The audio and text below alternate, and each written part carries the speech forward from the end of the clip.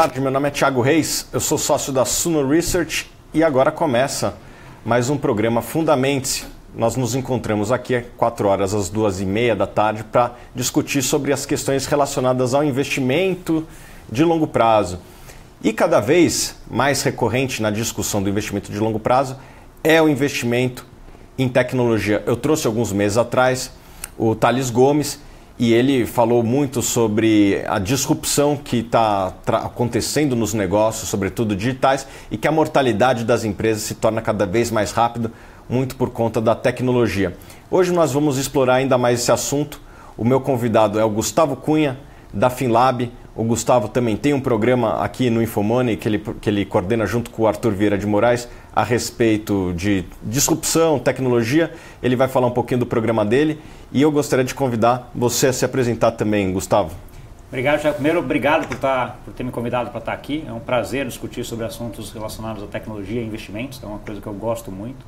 Então, tem esse programa que roda toda quarta-feira aqui às 3 da tarde, junto com o Arthur, onde a gente traz gente da parte de tecnologia para conversar com a gente e mostrar que esse negócio, muitas das coisas que a gente imagina que é futurismo, já está aqui. Então, essa é um pouco da ideia do programa e é um pouco da linha de estudo em termos de curiosidade ou investimento que eu tenho feito.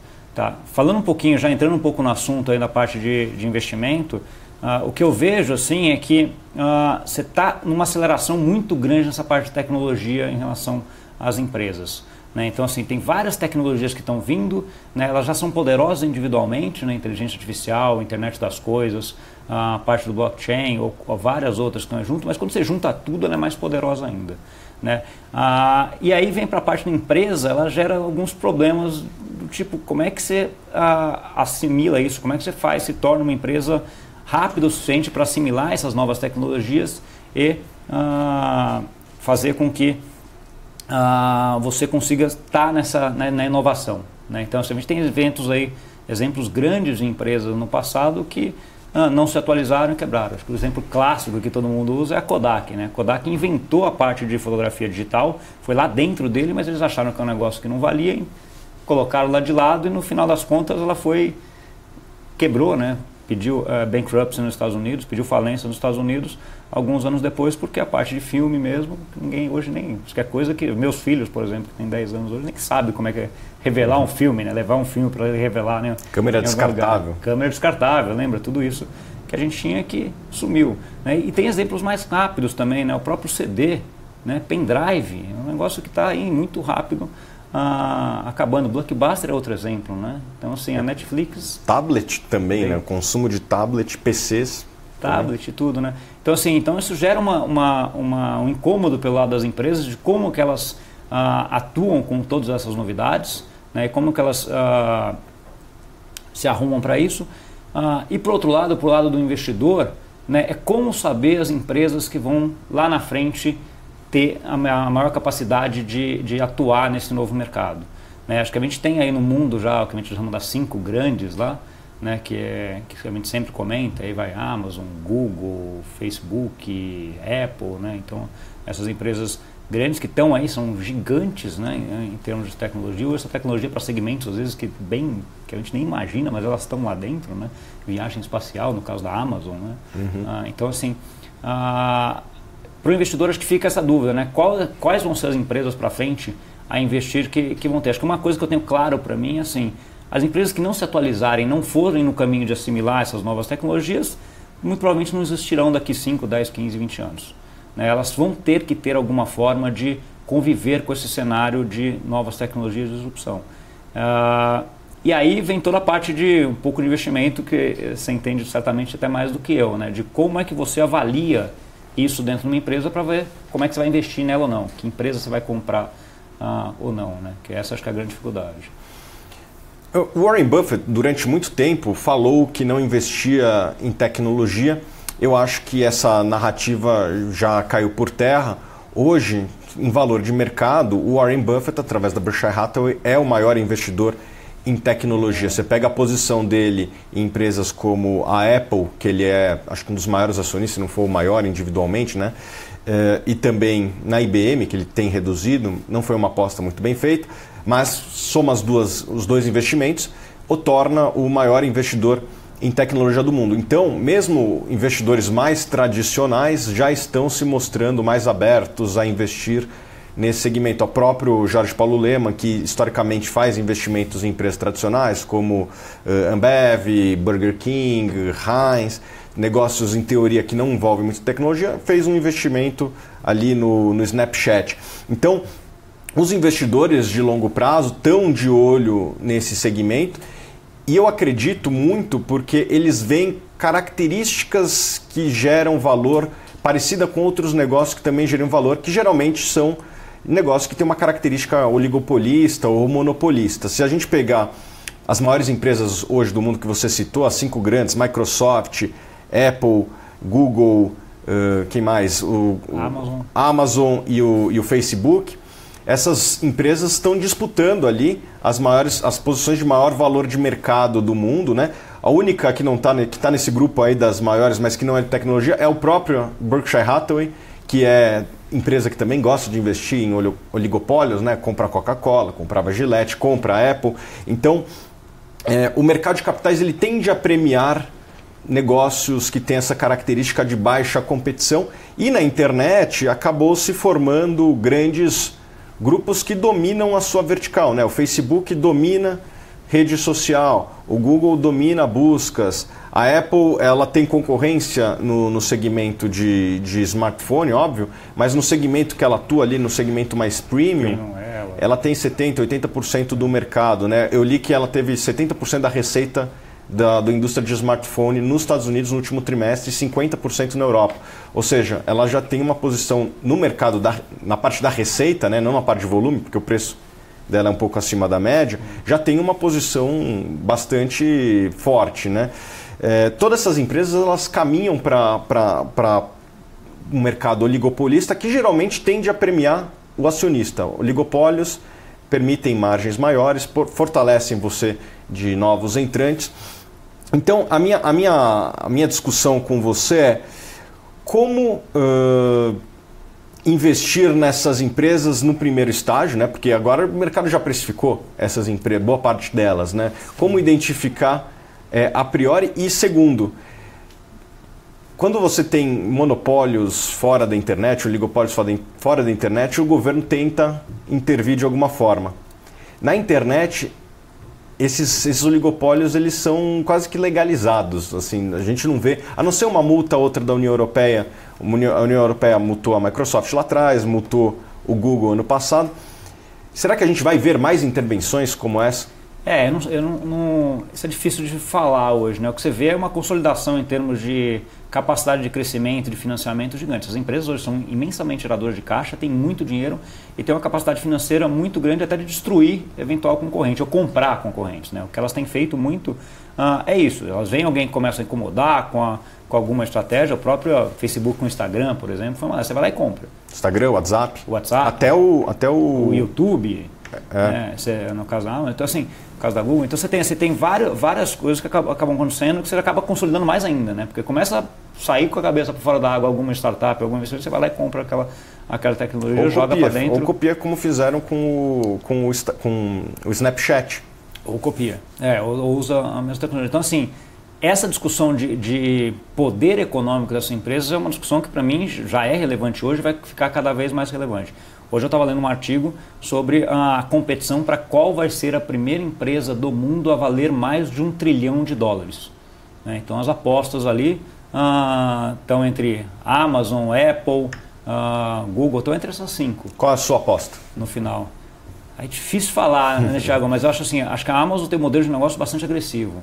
Né? Então assim, tem crescido muito e eu acho que a onda de crescimento, até pelos últimos números dela, vieram um pouco melhor. Então assim, esse artigo, que eu até corroboro com a ideia, ele adapta a data. Ele fala assim, entre 12 a 18 meses vamos ter uma empresa de $1 trilhão e ele achava também que era até a Amazon em relação a isso. Isso é bom ou isso é ruim? Isso pode ser visto como bom ou ruim. Acho que o oligopólio tem os dois lados. Né? Você acaba concentrando um pouco a decisão, são empresas muito eficientes, né? Tanto é que fizeram o que fizeram até hoje, mas uma concorrência sempre saudável também.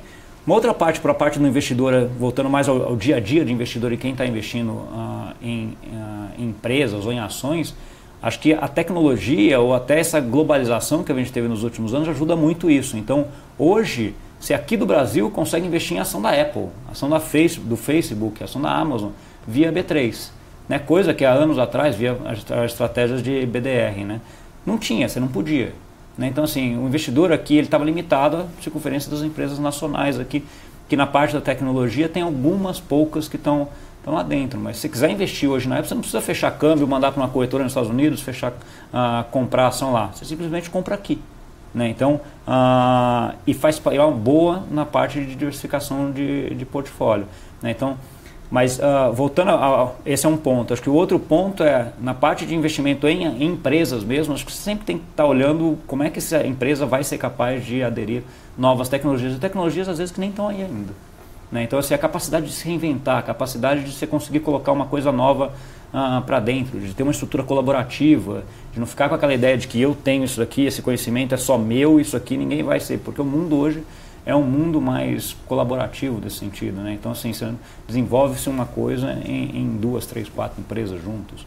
Né? Então, isso é importante, isso aí sai um pouco na análise financeira propriamente dito de qual ação eu vou investir. Eu pego como exemplo aqui no Brasil, por exemplo, o sistema financeiro brasileiro. O sistema financeiro brasileiro é um sistema altamente tecnológico. A gente foi um dos primeiros países do mundo, e aí não só o sistema financeiro não é só os bancos, as corretoras, é o sistema financeiro em si mesmo, que o Banco Central colocou de framework. A gente foi um dos primeiros, e ainda é um dos poucos países do mundo que você consegue fazer TED de uma pessoa física para outra pessoa física em coisa de segundos. Então, assim, se pensar nos Estados Unidos, isso aqui é um negócio que está longe ainda de acontecer hoje. A Europa já tem um sistema SEPA, lá, que é o sistema de pagamentos europeu, que já tem uma certa eficiência, mas ainda não é tão rápido que nem aqui. Isso é tecnologia, que foi investida no sistema daqui. Então, assim, essas empresas aqui claramente estão com essa capacidade de aceitar e fazer novas tecnologias. Então, acho que isso é um fator favorável para o Brasil em termos de investimento em empresas ligadas a esse setor, por exemplo. Hoje no Brasil a gente tem poucas empresas de tecnologia, né? A gente tem algumas empresas mais ligadas a B2B, né? Assim, empresas vendendo para empresa. Então a TOTUS, temos a Lynx, temos também a Senior Solution, mas no Brasil não é um ambiente muito rico em bolsa para opções para investir. Pode-se argumentar que a Cielo é um pouco de tecnologia, mas o Brasil não é muito rico. Mas em opções para investidor em tecnologia.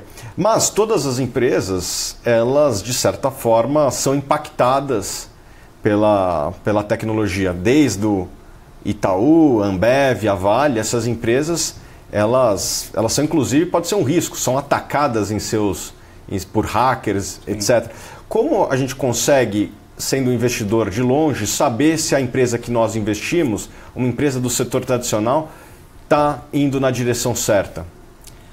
Essa é o X da questão, né? Como é que você consegue fazer isso? A forma mais fácil é a proximidade mesmo.